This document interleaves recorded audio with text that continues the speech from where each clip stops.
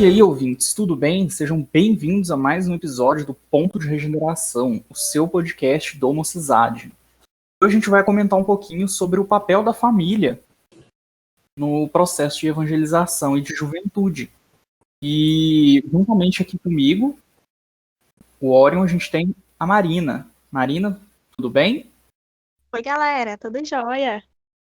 Estamos aí para mais um podcast, mais um bate-papo super legal. Espero que vocês gostem. E além de mim, nós temos 3 convidadas super especiais aqui hoje. A gente tem com a gente a Ana Lúcia. Tudo bem, Ana Lúcia? Tudo ótimo. Muito bom estar aqui com a gente reunido, né, para falar de um tema tão importante. Obrigada pelo convite. A gente também tem a Gláucia. Boa noite, galerinha. Muito obrigada pela oportunidade de estarmos aqui juntos. E temos também a Isaura. Boa noite a todos.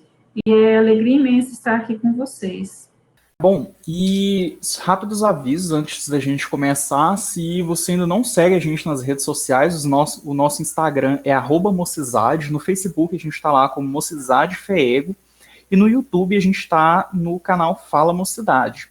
Esse episódio você pode estar ouvindo ele a partir de qualquer gerenciador de podcast da sua preferência. Então a gente vai estar no Spotify, no Deezer, no Apple Podcast, no Google Podcast e qualquer outro agregador de podcasts. Mas, muito bem. Para a gente poder começar, eu vou fazer uma pergunta e a gente vai discutindo em cima dela, tudo bem? Então, a gente sabe que a família ela é onde o espírito ele tem o primeiro contato dele, né, quando encarnado, com os preceitos éticos e morais da sociedade. Então, desse jeito, eu queria que vocês 3 comentassem um pouquinho sobre a importância da família em todo esse processo de evolução, de reflexão e de construção do espírito enquanto encarnado. Vamos começar por ordem alfabética. A Ana começa.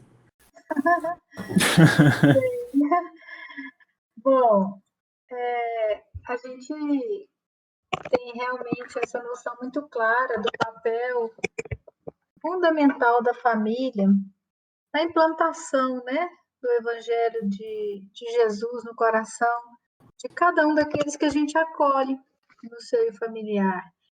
E isso é muito bem colocado por Santo Agostinho no capítulo 14 do Evangelho segundo o Espiritismo, quando a gente fala da ingratidão dos filhos, né, nesse capítulo, Santo Agostinho dá o roteiro claro do papel dos familiares, dos pais, né, diante dessas almas que são acolhidas no processo reencarnatório. E ele compara, né, o nosso papel como pais ao de jardineiros, e atentos, né, observando todas as tendências, todas as dificuldades, tudo aquilo que, de alguma forma, vai ser permeado ao longo da nossa jornada. Então, é muito interessante isso, porque é um trabalho que não se finda com a infância, é um trabalho que, na realidade, não se finda nem mesmo com o desencarne. Inúmeras obras trazem isso, né? E eu me lembrei da mãe de André Luiz, no livro Nosso Lar, o trabalho dela acompanhando, né, os seus familiares na zona umbralina, né? E Santo Agostinho, voltando para o capítulo 14, ele coloca isso, que nós devemos estar atentos como jardineiros, e essa tarefa do jardineiro é de adubar com amor, é de colocar a poda na hora certa, né, através dos limites da disciplina, é a observação em relação às ervas daninhas, né, a todos os perigos que vêm do mundo externo e que a gente, de alguma forma, é preciso acompanhar. Então, é uma comparação, uma analogia muito interessante, né? Ela não, apesar de ser assim já tão antiga, ela não cai de moda, porque é exatamente esse o nosso papel de jardineiros, semeando, né, no coração dos filhos, com o nosso exemplo, a boa nova. Eu acho que não tem como sair disso. A Ana já explicou tão bem, né, a importância, né, para o espírito encarnar na Terra e recebido dentro do seio familiar, as primeiras lições que o espírito recebe, né, a Terra, ela é uma escola e a família, ela é responsável por dar as primeiras lições para esse espírito.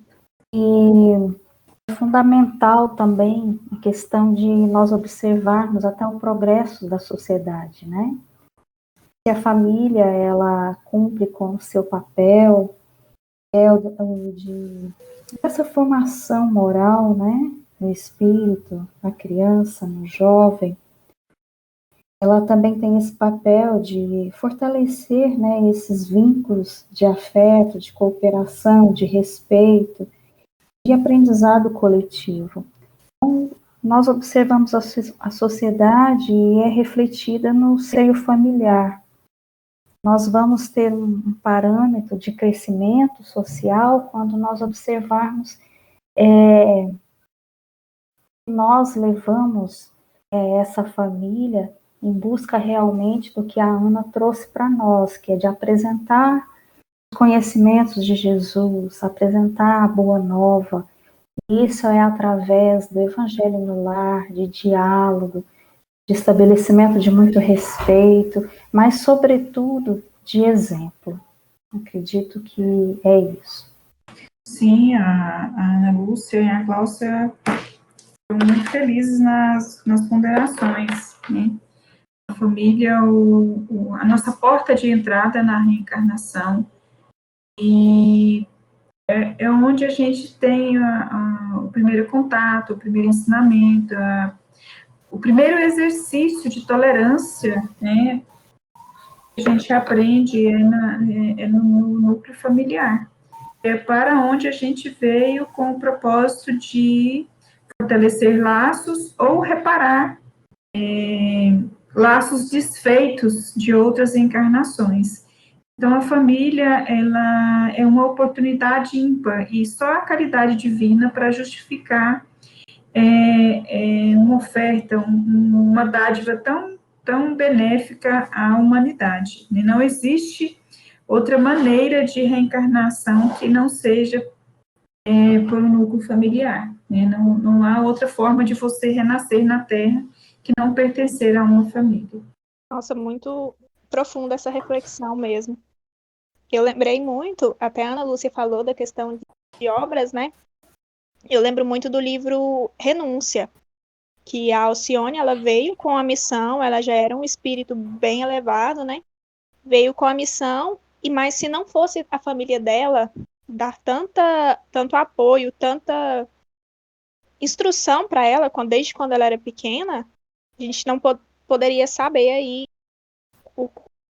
poderia pensar que o final da história seria diferente, né? Então, eu lembro muito da mãe dela levando o padre e elas conversando muito sobre Jesus, desde pequena. Então, é muito interessante ver nas obras essa importância da família. E para a gente dar uma quebrada um pouco e falar um pouquinho de polêmica, um assunto um pouco polêmico, queria perguntar para vocês se tem diferença, qual é a diferença entre um jovem, uma criança que entrou na doutrina espírita pelos pais, assim, que a família é espírita, ou que não é espírita, assim, qual é a diferença desses dois indivíduos? Ficou uma dúvida para mim. A diferença em que sentido? De conhecimento, de entendimento, de comportamento moral? Qual é a divergência? No sentido de é mais fácil evangelizar um filho de espírita ou uma pessoa que veio de fora, assim, que não é espírita, de berço. Eu conheço aquela resposta que tem muito no livro dos Espíritos, assim, depende. Depende. É tão interessante isso, né?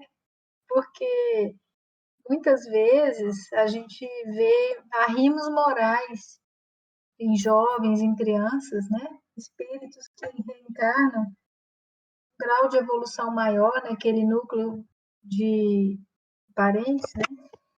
exatamente para reerguê-los. Às vezes, em contradição com todos os exemplos que eles possam receber de seus familiares, com todo o conteúdo ao qual ele seja exposto, ambientes completamente adversos do ponto de vista moral e espiritual, e eles, numa situação dessa, por exemplo, às vezes eles são acolhidos nos templos religiosos, sejam católicos, espíritas, evangélicos, seja qual for, eles ali já estariam, entre aspas, prontos, né, para serem evangelizados, ou eu diria até que eles estariam evangelizando precocemente. E, por outro lado, você encontra aquilo que, no meu entender, é a maioria mais ou menos no mesmo barco, a maioria recebendo, através do apoio da família, um grande incentivo para se manterem mais sintonizados com o Evangelho, uma fomentação muito boa para que eles tenham todas as condições de receber essa semeadura. Então, é claro que contar com o apoio da família, na compreensão, na discussão dos temas, na implantação e manutenção do culto do Evangelho, na criação de condições propícias para que esse jovem frequente trabalhos assistenciais, atividades, né, de mocidade, cursos, congressos, aquisição de livros, leituras, mas, acima de tudo, a vivência, né, no lar. E aí eu torno a dizer, independente da crença religiosa, ou às vezes até nem tem religião, mas existe, né, todo um ambiente de cristão, fraterno, moral. Então, é óbvio que é mais fácil, mas em algumas situações também, com certeza, nós vamos encontrar o primeiro exemplo, que é aquele que destoa, que são verdadeiros missionários, né, nesses núcleos familiares mais carentes, né, da moralidade. Sim, só complementando isso que a Ana Lúcia falou, nem complementando, é só concordando com o que ela disse, né, que a facilidade não é o fato de ser ou não uma criança ou um jovem de berço espírita, é pela reserva moral que ele tem. E dificilmente a gente vai encontrar um comportamento avesso com relação ao ensinamento, com relação à filosofia doutrinária, que é o jovem ou a criança nem tanto porque ela vem conduzida pelos pais, mas o jovem que busca, ele já está com predisposição mesmo, como a Ana falou. Então, já não é um anseio de evangelizar, é um anseio de ser evangelizado. Ele é que busca afinidade com um comportamento que ele já traz, uma bagagem que ele tem. Mesmo, as duas falaram muitíssimo bem. É exatamente isso que a gente trouxe essa pergunta, para a gente desmistificar aquela história que muitos centros espíritas trazem. Porque filho de espírita é mais difícil. E a gente sabe que não é por ele ser filho de espírita, né? Tem toda uma bagagem atrás da criança, do jovem, que não é porque ele é filho de espírita que às vezes seja mais difícil evangelizar. A Ana trouxe uma questão e ela falou depende muito, né, desse espírito que está em contato com o conhecimento da doutrina. Se for conhecimento pelo conhecimento, que só uma questão intelectual, é de uma forma.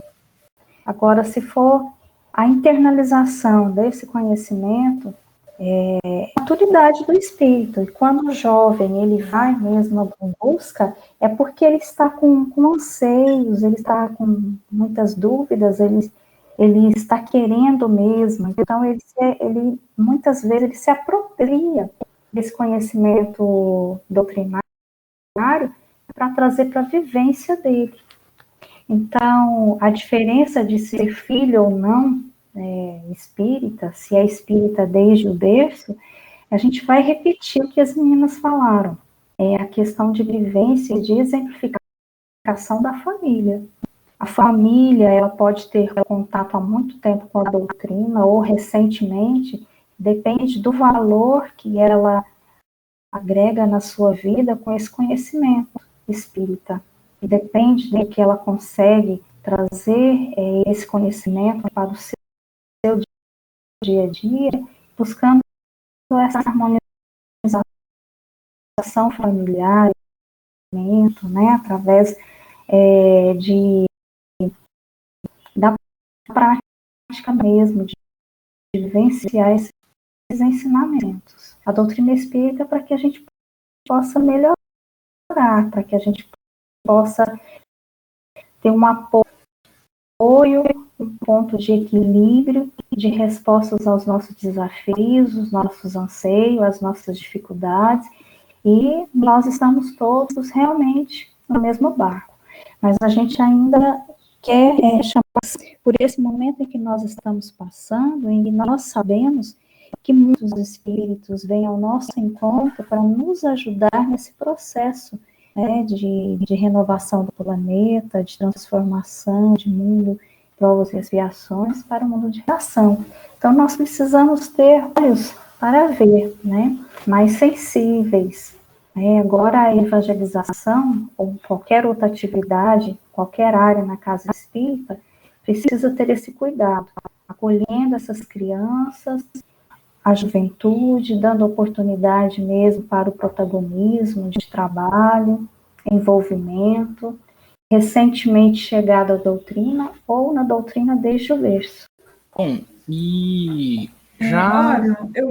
Ório, deixa eu só falar um ponto que a Glaucia me fez lembrar aqui da capítulo da Gênesis, o último capítulo, os tempos são chegados, que ele traz lá um item que chama geração nova, né? Então, é uma qualidade do espírito que está reencarnando e o jovem que está aí hoje com uma predisposição de conhecer melhor Deus, de partilhar, de vivenciar. Ele traz um entendimento maior dessa questão divina. E ele tem um outro comportamento, um outro modo de ver as coisas.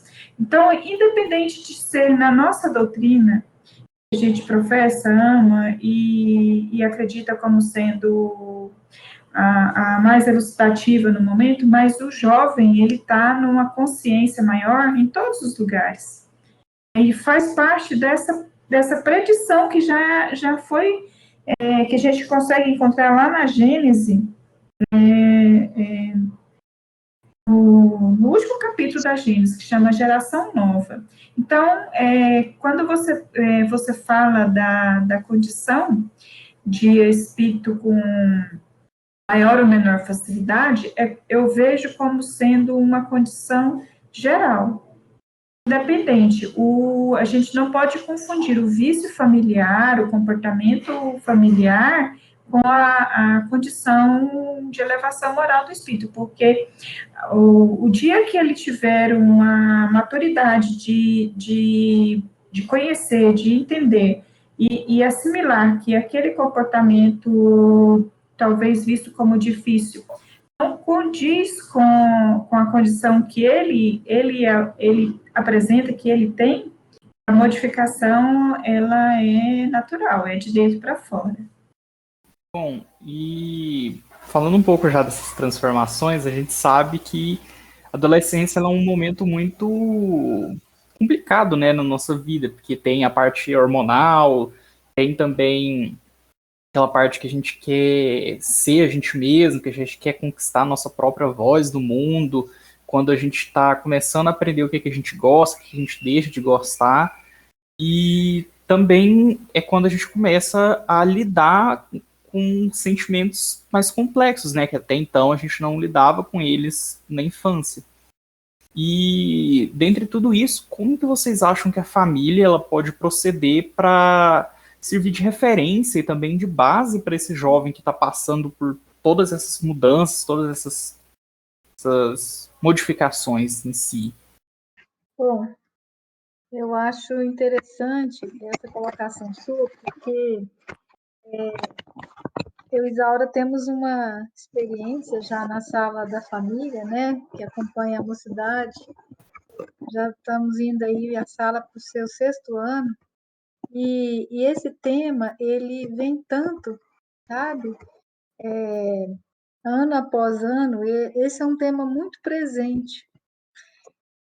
Então, dá para a gente sentir que realmente é uma angústia, tanto por parte do jovem, né, que está passando por esse período de transformação fisiológico, espiritual, emocional, né, quanto também pelos seus familiares, porque são aqueles períodos que marcam muito, né, na evolução do ser, né, como a gente está dizendo, é uma questão que ela é atávica, ela vem mesmo carregada de um significado muito grande em todos os níveis para o espírito reencarnante. E aí, o que a gente sempre coloca, quando a gente está refletindo junto, né, com os familiares, é a importância da gente criar vínculos desde cedo e reforçá-los neste momento, para que a gente possa estar de novo naquele papel de jardineiros. É como se a nossa plantinha, né, saiu ali daquele período de maior fragilidade, mas agora encontra-se num momento de consolidação das suas raízes, de um norteamento para os seus galhos, né? Os perigos das infestações, das pragas, enfim, é um momento onde está se fortalecendo para frutificar, né? Para florescer. Então, cada etapa realmente necessita do nosso acompanhamento. Mas convenhamos, é óbvio que o acompanhamento nessa faixa, ele não é o mesmo de quando a criança titubeava nos seus passos, onde ela precisava de uma condução estrita, né? É muito importante que a gente faça um papel de uma aproximação que tenha a cumplicidade, mas que tenha também o espaço para o jovem que está no momento de buscar referências fora da família. E nós devemos saber disso e compreender que isso é importante para o seu processo de amadurecimento, certo? Isso está dentro do seu processo de psíquico, né? E de evolução. Então, é importantíssimo que a gente fique tranquilo, compreenda que é uma fase importante, que tem que haver essa descentralização, mas que a gente tenha sempre essa certeza de criarmos as raízes, né, para que os filhos voltem, de estabelecermos vínculos na afetividade, na compreensão, na experiência daquilo que a gente, de alguma forma, prega, a gente tem que exemplificar mesmo no dia a dia, e estarmos ali juntos, fazendo esse acompanhamento, muitas vezes silencioso, mas não menos ausente. Então, na minha opinião, é muito importante que se dê o espaço, mas que não se deixe de dar a mão, não é isso. E isso é algo que é sentido, sabe? Por isso que os grupos, as salas de família são tão importantes, porque a gente compartilha as experiências. A gente aprende que a gente não é só na casa da gente que essas angústias são sentidas, que existem formas da gente se fortalecer também, da gente aprender, e acho que tudo isso, né, a doutrina traz, e é muito válido para todos nós. No livro Caminho, Verdade de Vida, Emmanuel fala para nós que a juventude pode ser comparada à esperança saída de um barco para viagem importante. A infância foi preparação, a velhice será a chegada ao porto. Todas as fases citam as lições dos marinheiros experientes, aprendendo-se a organizar e a terminar a viagem com o êxito desejável. Só vem ao encontro do que a Ana acabou de falar, né? Então, nós estarmos sempre presentes, nós como pais, a experiência e sabendo qual o propósito nosso, da nossa família, né, de buscarmos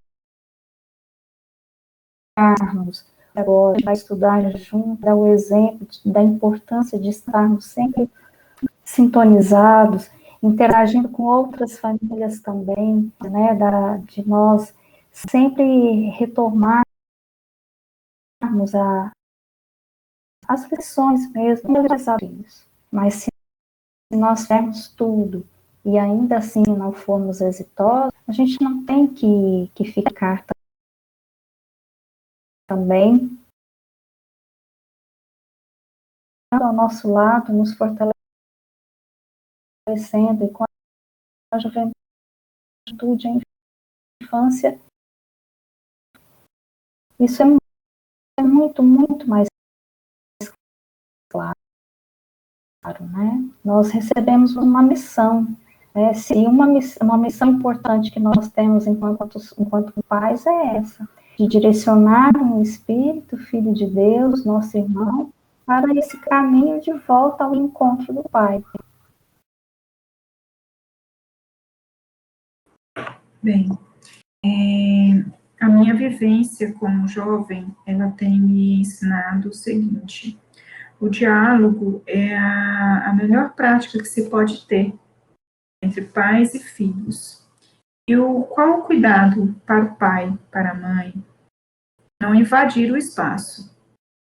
Você tem que entender o seu filho que veio, como a Glaucia bem lembrou, ele é um espírito, às vezes é uma experiência maior que a sua, uma vivência maior que a sua, um espírito mais velho que o seu até, e que vocês estão tendo a oportunidade de um encontro na condição de pai e filho. Mas ainda assim, o papel de educar é do pai. O pai, a mãe, é o responsável por conduzi-lo nessa primeira fase, nesse primeiro momento de formação. E que futuramente ele se mostre um espírito muito mais sábio, muito mais tolerante, complacente com os comportamentos falhos dos pais, mas isso é uma realidade que ele vai enfrentar no futuro. Enquanto ele é jovem, sob a responsabilidade de um núcleo familiar, ele deve, sim, se reportar a essa família, ele deve obedecer às práticas, às regras daquela convivência familiar. E isso é estabelecido pelo diálogo, né? Então, o pai, a mãe tem que estar atento, fazendo leitura dos sinais, né? O jovem, ele, no seu dia a dia, ele passa muita mensagem. Ele oferece muita oportunidade de você fazer leitura de comportamento, de perceber quando é que ele está num comportamento de sofrimento, numa vivência insegura, numa situação de estresse. Então, isso você consegue fazer observando o seu filho. Esse é o papel do pai. E para o jovem, para o filho, ser tolerante para com os pais.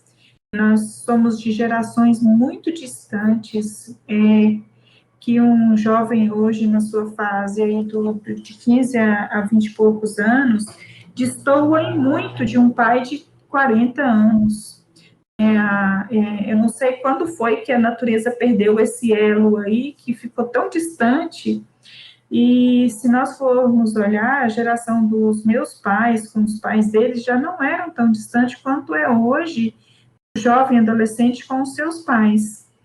E o jovem, ele tem que fazer a flexibilidade de aceitar esse comportamento, às vezes, distante, distoante, por causa da nossa limitação, da nossa condição de pré-existência.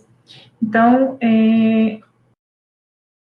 aceitar, conviver com as falhas da divergência de gerações é um exercício que ele vai desenvolver para a sua vida futura. E vai ser muito mais fácil, né?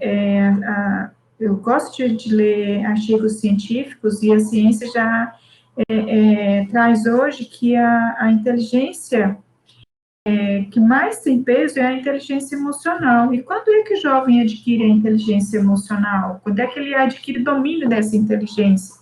Quando ele aprende a ser tolerante com o próximo, com os outros, e o próximo que ele vai exercitar com maior ênfase é dentro de casa, com seus pais, com seus irmãos, com seu núcleo familiar. Interessante. E eu acho que a gente enfatiza, não é só os pais compreenderem os filhos, né, jovens, mas também os jovens compreenderem os pais. A Isaura falou, é muito importante mesmo. Já aproveitando que toda a família, vocês têm uma convivência, né, com a sala da família, a Glaucia estava aí na sala da família. Queria saber de vocês o que vocês veem no futuro de importante que essa nova tendência vem trazendo da sala da família. O que isso vai ser, o que isso vai causar? Marina, você pode repetir? Está falhando muito, pelo menos para mim. Assim, deixa eu resumir a pergunta. Vocês estão à frente da sala da família, tanto no congresso quanto na mocidade, na espírita. E aí eu queria saber de vocês qual a visão que vocês têm para o futuro, das próximas gerações. Qual o impacto dessa sala da família, dessa aproximação entre a família e o evangelizando para as próximas gerações? Bom, eu não sei se alguma das meninas quer falar primeiro, porque toda hora eu estou falando primeiro. Quer? Fica à vontade, fica tranquila. Bom, é interessante isso, porque eu acho que o maior ganho acho que é desmitificar um pouco essa história de que o ser precisa do acompanhamento na infância, e aí quando ele entra no período da adolescência, agora você já é um rapaz, você já é uma moça, as prioridades agora são as questões ligadas aos estudos para a sua formação profissional, o seu futuro como um ser, né? Assim, nesse campo do que você vai fazer da vida, sabe? A gente sempre tem essa noção. Cuida-se muito quando está ali no período da infância, e à medida que entra, principalmente no segundo grau, parece que a gente terceiriza, né? Ou então que a gente desvincula, como se fosse assim, já fiz o meu papel, né? Agora já plantei o que eu tinha que plantar, agora é com você.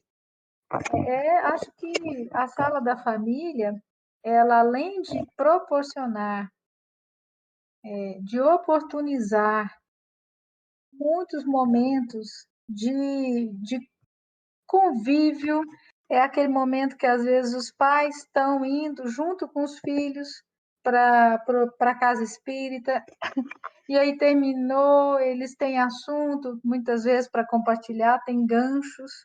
A gente sabe que o tempo de convívio hoje em família é muito exíguo. Quantas vezes a gente realmente aproveita para se inteirar, né, do dia que passou com os filhos, naquele pouquinho que tem, às vezes, numa carona, no trânsito, num lanche, né? Porque todo mundo tem muitas atividades, tanto os jovens têm uma carga muito grande, já principalmente a partir do segundo grau, quanto nós, né, que temos ainda as nossas obrigações como seres, né, na sociedade, nosso lado profissional. Então, é muito legal você ter um momento em família, em que a família vai junto, cada um no seu cantinho, né, no seu espaço, algumas atividades sendo feitas em conjunto, que é um ganho maravilhoso. A gente faz isso muito, né, assim, sempre no início, geralmente nos encerramentos de semestre, lá no PAI, ou outras atividades extras, né, da mocidade.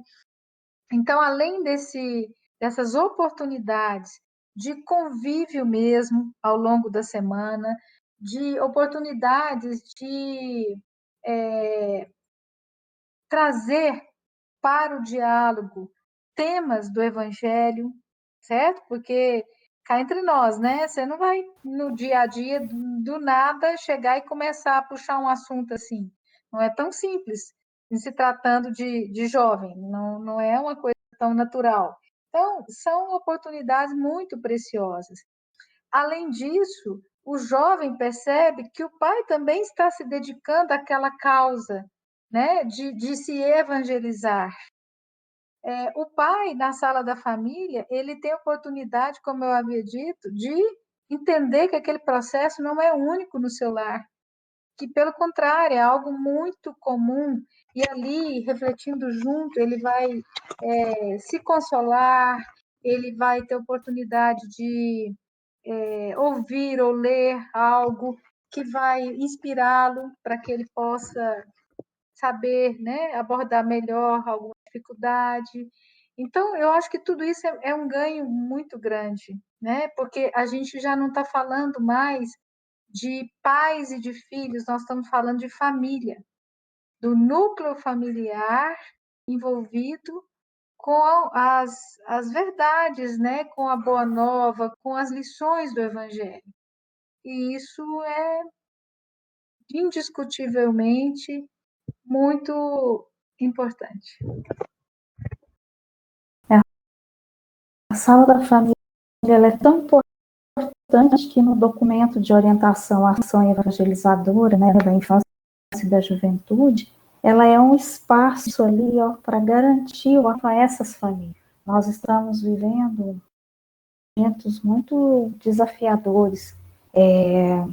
Os jovens, nesse momento de ansiedade e até mesmo de reação ao suicídio, questões relacionadas à orientação sexual e essa ânsia de estudo, particular, de profissão, e aí fica meio confuso, a família muitas vezes não sabe como agir, muitas vezes sente até intimidada, com vergonha mesmo. A sala da família ela é uma ponte para esse diálogo entre o jovem e a família. Como experiência da sala da família no Congresso, nós trabalhamos 4 anos, nós muitas vezes, alguma atividade, a gente coloca para o jovem, nos espaços deles de oficinas, e as mesmas questões para os pais. E a gente confronta ali, coloca só para a família perceber, as respostas são as mesmas, eles têm os mesmos objetivos, querem o bem, quer que todo mundo se harmonize, vive melhor, que desse carinho ali, desse momento de assuntos em que vai fortalecer esses laços de amor, principalmente para ajudar a harmonizar, como o capítulo 14 do Evangelho vem nos trazendo, né, no item a parentela corpórea e a parentela espiritual. Nós sabemos que as nossas organizações, as nossas pães reencarnatórias nos familiares, nós temos espíritos sim, e são colocados para nós acolher, para nos ajudar mais ainda nesse processo de crescimento e ao mesmo tempo a gente auxiliá-los. O que eu queria, só complementando mesmo, nem complementando, concordando com o que as meninas falaram e apresentando meu sentimento com relação à sala da família. Eu achei tão interessante este ano a oportunidade que a gente teve de estudar um livro, mesmo que ele já tivesse sido estudado antes no grupo de pais, mas como os jovens foram estudar o livro, a sala da família vai fazer um acompanhamento com o mesmo assunto. E a Ana sugeriu, e a gente concordou, achou que era o acertado, desenvolver pequenas falas em cima do mesmo conteúdo que o jovem está tendo na sala de aula hoje. Qual que é o propósito disso? Unificar a maneira de enxergar o assunto, porque o jovem vai ali, às vezes, no recatamento dele, ele não tem coragem de fazer uma pergunta, mas se o pai tem entendimento do mesmo conteúdo, o pai é a fonte de consulta dele. Ele pode vir e pode conversar com o pai, desenvolver uma vivência ali em cima do mesmo conteúdo. Então, a importância de ter esse núcleo familiar todo consolidado com o mesmo assunto, com o mesmo entendimento, facilita o crescimento moral da família. O jovem não vai encontrar no seu pai aquela pessoa que não sabe do que ele está falando. Muito pelo contrário, ele vai conversar com o pai, e o pai sabe do que o filho está falando e tem condição de às vezes, esclarecer dúvidas as quais ele já passou e já superou, e o filho ainda não tem todo o conteúdo para entender os acontecimentos. Então, a sala da família eu vejo como uma oportunidade de trazer o pai para a condição de acompanhar o seu filho nesse caminhar dentro da doutrina. Ela é muito importante, ela é muito válida, e a gente tem visto resultados com a sala da família. Haja vista que ela já está aí, a Ana que pode nos falar, né, Ana? Quase uma década ou mais, né? Lá no posto de auxílio espírita, este é, o 6º ano, né? Não, 7º ano que nós estamos começando. Exatamente, é isso mesmo. Nós estamos começando o 7º ano. E assim, é uma experiência muito gratificante, embora ela esteja tendo que se readaptar, como tudo, né? Diante da questão que a gente está vivenciando, né? Ligada à pandemia. Mas estamos aí firmes, né, Isaura? Sim, e esse momento de adaptação, ela é em casa, então nem fala, né? Exato.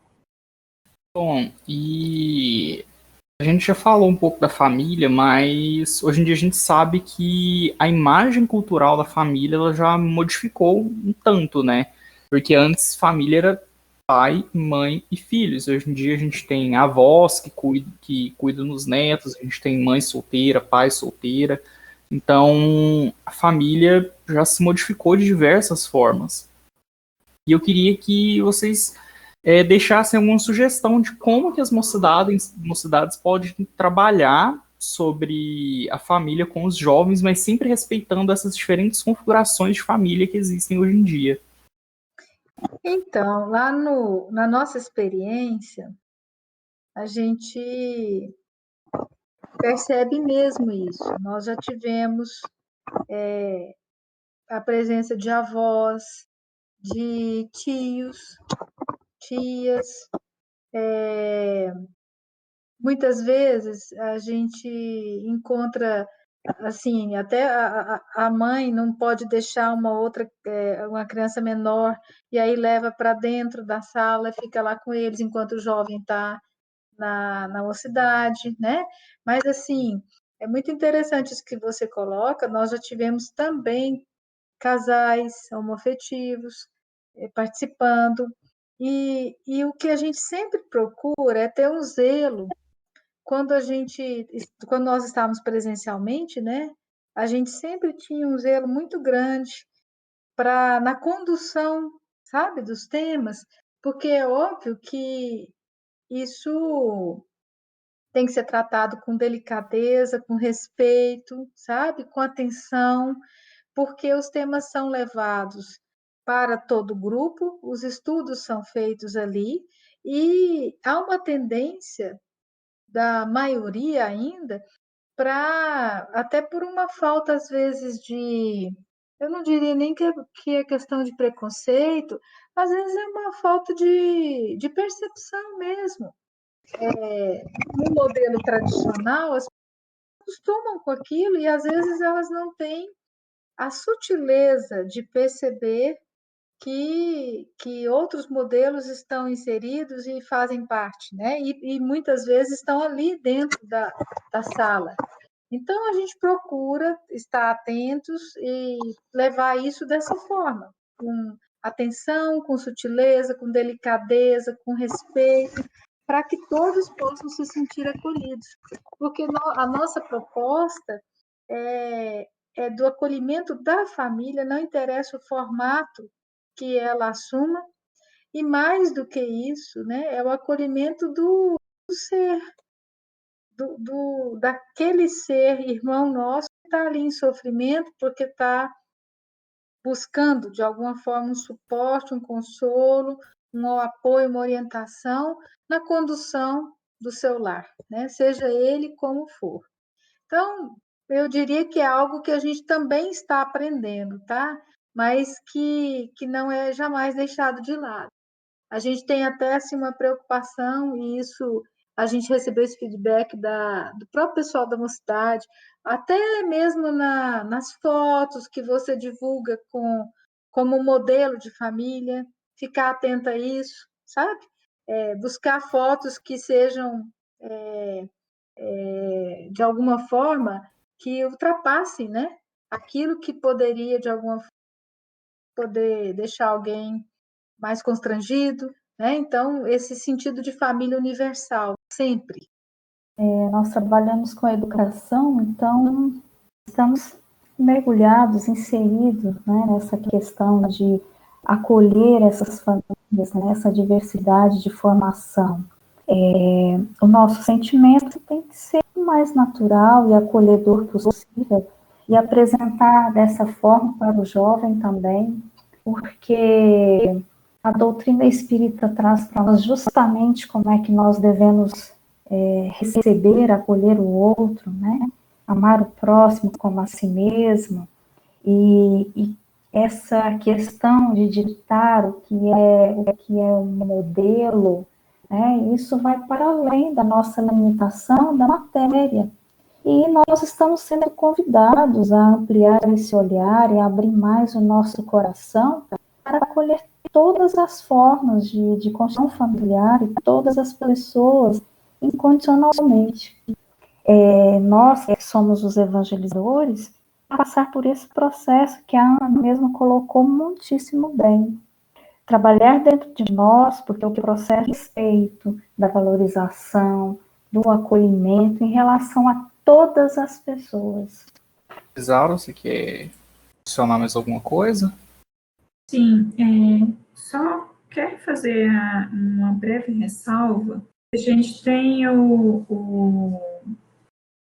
hoje esse sentimento de que teve uma modificação, que a gente tem a ideia de família construída, que hoje com o advento da televisão, que como se tivesse aparecido um fato novo. E isso não é novo. Se a gente for olhar a história, né, as famílias, o número de mulheres que conduziram suas famílias só, ele é muito grande dentro dos séculos passados, né, por perder o pai numa guerra, num conflito, numa situação, ou até mesmo por doença, e a família ficava ali com um único ente condutor daquele. Quantas vezes a gente viu falar de famílias que viviam lá, as irmãs, uma construção que já vem há muito, dizer essa terra mais, e vem pertencer ao nosso núcleo familiar. Então, isso aí eu vejo como uma condição de melhoria nossa no formato social, de acolher as diversas situações, as diversas condições que a família possa se apresentar. Não importa se é uma união por afetividade e que às vezes a gente tem a condição de avaliar como não sendo uma constituição legítima, mas que para quem está constituindo ela é legítima, e a nós cabe só respeitar, porque a definição do que é bom para mim, o que é bom para o meu núcleo familiar que decide quem está ali naquela condição de envolvimento. Então, não cabe a quem está fora fazer avaliação ou pré-julgamento ou impor condições. Quem está vivendo a situação é que sabe definir qual é o grau de conforto que ela oferece a ele. Nós outros, cabe simplesmente acolher, aceitar e entender como sendo natural. Muito importante isso, né? A gente ter essa, mais uma vez, ótimas reflexões que faz a gente realmente pensar em como nós estamos levando, né, essa papel da família mesmo, como o nome do episódio. E agora nós vamos para um momento bem mais divertido, um momento assim, que para mim é o mais esperado de todos. Nós vamos continuar falando do tema, mas de uma maneira mais aleatória. E eu queria começar com uma pergunta que acho que vai trazer bem de vocês para esse episódio. Queria saber porque todos os filhos de vocês são trabalhadores da juventude, né? Trabalhadores espíritas, e eu queria saber de vocês o que vocês fizeram, ou se não fizeram nada, para que isso acontecesse. Qual foi a experiência de ter um filho trabalhador espírita? Bom, eu tenho 3 filhos. A minha filha mais velha, ela é espírita, mas ela é mais espiritualista do que espírita. Ela já está com 35 anos praticamente, faz agora em julho. Então eu não tenho essa experiência com ela dentro da casa espírita.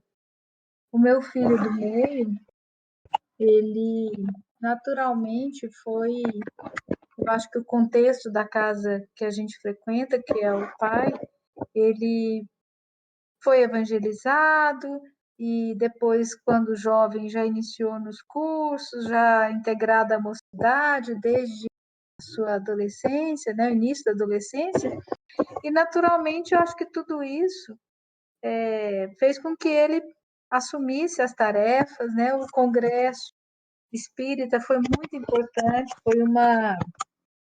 foi sempre uma porta muito aberta para que ele fosse assumindo atividades no movimento espírita e assumiu a coordenação da mocidade nos 2 últimos anos, finalizou sua grade, né, de cursos na casa.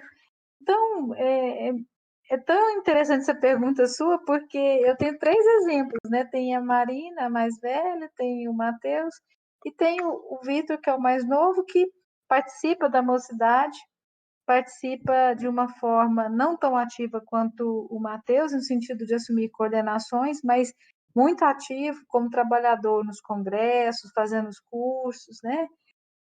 Então, eu acho que de novo remete à primeira pergunta de nossa conversa, depende, né? Porque eu acho que nesse momento é a somatória, aí vai a biologia, o genótipo com o fenótipo, né? É a somatória do que eles trazem, da sua natureza, da sua constituição, permeando o fenótipo, né? O ambiente externo, o que a casa espírita, o que o movimento espírita de nossa região ofereceu e também o que ele provavelmente reconheceu no lar, no sentido de que nós também sempre estivemos ligados à casa, buscando, né, dar um pouquinho nas nossas tarefinhas daquilo que era possível, daquilo que a gente tinha a capacidade, e eu acho que é isso, né? A semeadura é feita e ela vai germinar conforme as características de cada um, não fazendo com que um se coloque numa posição acima do outro, porque todos eles têm o seu a sua trajetória, têm a sua natureza e dentro dos seus compromissos, o processo vai se desenvolvendo. Então, é muito gratificante tê-lo tão inserido, né, nas atividades, mas é muito gratificante também saber o quão os outros que talvez não tenham papéis tão ativos no movimento espírita, mas o quanto eles receberam e o quanto eles doam dentro da sua trajetória. O quão todo o evangelho que já foi oferecido, oportunizado, floresce dentro de cada um, né? Então, eu acho que independente de serem trabalhadores espíritas, é muito gratificante poder acompanhar esse processo junto com eles e aprender com eles. A Ana mesmo colocou dois pontos muito interessantes nessa questão em relação aos filhos, né, a família como um todo, e a questão do compromisso e a questão do livre-arbítrio, né, porque é colocado, os meus filhos foram evangelizados também, mas um trabalha, atua, e o outro não. Formação espírita, tem conhecimento, é espiritualista, mas não atua. Claro que a gente fica muito feliz, né, participando desse processo todo, e nós, as nós sabemos e reconhecemos que o filho também tem um compromisso, quando ele também, ele traçou um caminho que é de trabalho na CA também. O que nós fizemos, o que a Ana colocou, evangelização, trabalhando junto, convidando, lendo também, estudando, o evangelho no lar.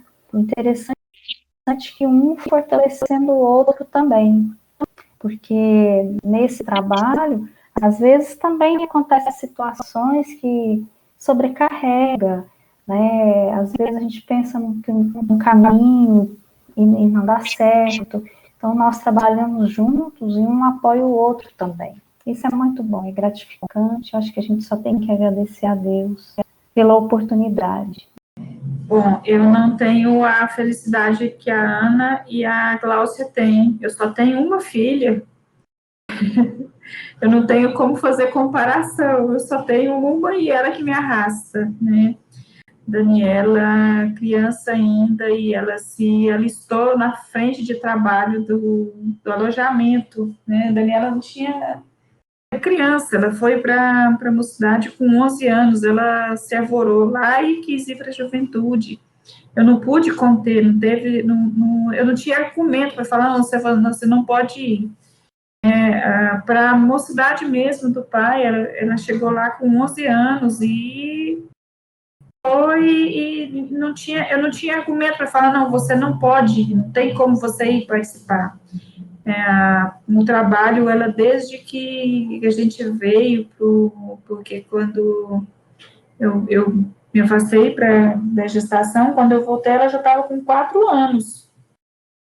Então, ela foi para a infância e o tempo inteiro é como se a infância não pertencesse a Daniela. Ela sempre foi jovem, ela sempre quis viver com um grupo de jovens. E com 11 anos ela foi para o alojamento, ela foi trabalhar no congresso. A mim só restou pegar a minha roupa de cama e ir para lá dormir junto com ela, porque era uma criança, como é que eu ia deixar ela sozinha, né? Então, eu fui para lá para ser a babá dela, e não podia nem manifestar muito como babá, porque ela tem uma independência, uma autonomia que às vezes me assusta, né? E eu só sigo, eu não faço nada, não posso falar nada com relação a não pode fazer isso, porque ela sabe o que ela tem que fazer, ela é muito determinada, muito resolvida com relação a tudo isso.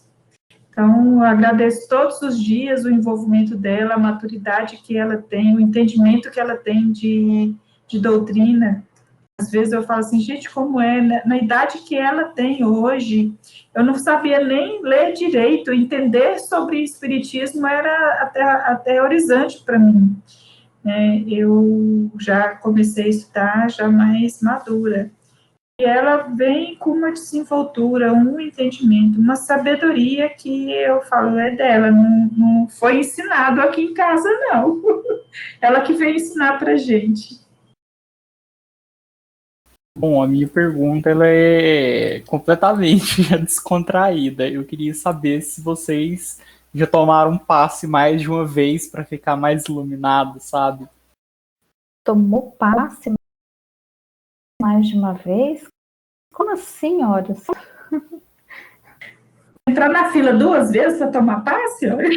Isso, exatamente. Não, nunca fiz isso, não. Nós damos passe, né, Isaura? Geralmente nós damos passe, nós trabalhamos no atendimento espiritual do Pai. Então aí é melhor ainda, em vez de vocês passarem mais de uma vez na fila do passe, vocês ficam mais tempo na cabine de passe recebendo as energias. Puro egoísmo, olha. É mais ou menos assim que funciona. Vai buscar na fonte. Queria aproveitar e, já que a gente falou dos filhos de vocês, mandar um beijo para todos, que todos são muito queridos. Não sabia que a Ana Lúcia tinha mais uma, né? Inclusive chama Marina, né? É, só xará. Que eu adoro os meninos, o Matheus, o Vitor, o Vinícius, a Daniela, então, nossa. Para mim ela é um exemplo para todos os trabalhadores Marina, ali. Aqui também, Marina, Marina. obrigada pela parte que me toca. Valeu, Vinícius, o outro eu não conheço. Nossa, ele é meu filho amado, né? Amo todos eles. Muito bom trabalhar com todos eles. Obrigada. Muito bom trabalhar com vocês também e saber que eles vieram de uma família tão que levaram eles a esse caminho, né? E ter vocês aqui conosco e trazendo essas experiências é muito interessante, porque além de vocês serem evangelizadoras, né, são mães, trazer esse papel da família é muito importante. A trajetória não é fácil, Marina. É preciso ressaltar isso. Que não é fácil. Ouvindo você falar aí, Marina, eu chego à conclusão que a Daniela preparou o terreno dela antes de renascer aqui, porque eu comecei a estudar a doutrina em 92. Ela nasceu em 97, ela me deu mais ou menos ali uns 15 anos de estudo para renascer, que é falar, eu não vou nascer nesse lugar se eles não souberem o que é. Então, vocês vão estudar primeiro. Ela que preparou o terreno dela. Muito bom isso. Eu queria colocar assim que, na realidade, é um processo mesmo de todos nós, sabe? Acho que fica um pouco mais fácil quando a gente, de alguma forma, entende que a gente está realmente no mesmo barco, que não tem jeito de a gente ficar em equilíbrio num planetinha tão complicado, né? Se a gente não se agarrar muito, muito ao trabalho. Então, quando o Ana brincou, né? Se a gente já tomou muito passe, e aí as meninas falaram, a gente dá muito passe. Eu acho que, na realidade, a gente não está fazendo nada além daquilo que é fundamental para se manter o mínimo saudável numa psicosfera tão ainda doentia como a do nosso planeta. Então, isso é prevenção, isso é tratamento, é algo que a gente tem que incorporar mesmo. Nós não estamos aqui para brincarmos, né? A gente tem pouco tempo na nossa estrada evolutiva e as oportunidades têm que ser muito bem agarradas. Então, eu acho que é olhar cada oportunidade de trabalho, de estar aprendendo. E se a gente vai fazendo isso com boa vontade, a gente vai mudando em volta da gente. E, de alguma forma, a gente vai fazendo com que o outro comece a perceber que aquilo também é natural. Então, esse esforço ele é muito mais para que a gente possa aparar as próprias arestas e nesse trabalho de autoconhecimento e de auto-perdão e de muito trabalho, de muitas reparações próprias, aqueles que estão conosco, eles vão, de alguma forma, entrando também no processo, né? Então, é um esforço muito grande para que a gente fique bem. Eu acho que isso fermenta toda a massa que é a família. Gláucia, falar alguma coisa? As meninas colocaram muito bem, né? Esse processo de educação, para nós educarmos, nós temos que passar por ele, né? E ninguém oferece aquilo que não tem. Então, nós tivemos muita oportunidade e eu muito grata por trabalhar mesmo na seara do Cristo, né? Por ter a oportunidade aí de crescer, de aprender, de exemplificar para os meus filhos, né? Ninguém é melhor, ninguém é menos, nós estamos realmente nesse mesmo barco, né? Que Emmanuel traz para nós, e trazendo assim essa oportunidade de trabalho nesse momento com vocês, só reforça, e eu não podia deixar de mencionar, no grande esforço que nós estamos tendo na área de atendimento espiritual, de mostrar, de exemplificar o tanto o trabalho do jovem enriquece, o trabalho do jovem contribui, o tanto que vocês levam a sério, o tanto que com essa linguagem de vocês podem acessar o coração de outros jovens e acolhê-los, ampará-los, esclarecê-los. O que estamos fazendo nesse momento, estamos falando especificamente da sala da família, né? Um espaço de convivência familiar, no centro, de colocar esses ensinamentos de Jesus à luz da doutrina espírita na nossa vivência familiar. O que eu tenho a dizer é agradecimento a vocês por estar aqui e presidiando um trabalho tão sério. Eu queria mais uma vez agradecer vocês, muito obrigada pela oportunidade que a gente teve de aprender, né? Porque a gente está aqui só para provocar vocês, para a gente aprender, na verdade. E uma vez, obrigada. E queria dizer para todos os ouvintes para seguir a gente no Instagram, para seguir a gente no Facebook, para seguir nossos podcasts que vem aí com muita informação, muita gente boa, muita gente contando histórias maravilhosas como hoje. E é isso. Muito obrigada, uma ótima semana para todos, né? Um ótimo final de semana, de feriado, muita paz. Que vocês continuem com esse trabalho, que ele é realmente exemplar. Deixar minha gratidão pela oportunidade de estar aqui trabalhando com vocês, jovens, que vão garantir o futuro, né, dessas áreas no Centro Espírita, das portas do Centro Espírita abertas para acolher cada vez mais crianças, jovens, adultos, idosos. Muito obrigada. Também quero agradecer a vocês a oportunidade de vir aqui e só lembrar uma passagem que tem da vida de Bezerra de Menezes, quando ele recebeu de um amigo um exemplar do Livro dos Espíritos, que era quando chegava aqui a primeira tradução do livro, né? E que ele não era espírita. Ele pegou aquele livro e, assim, eu gosto muito dessa passagem dele, que ele vira e fala que ele não vai para o inferno por ler aquele livro, né? E quando ele lê, ele vê que aquilo era um conhecimento novo para ele, mas que não era novo para o espírito. Então, quando eu me encontrei com a doutrina espírita, eu tive o mesmo sentimento.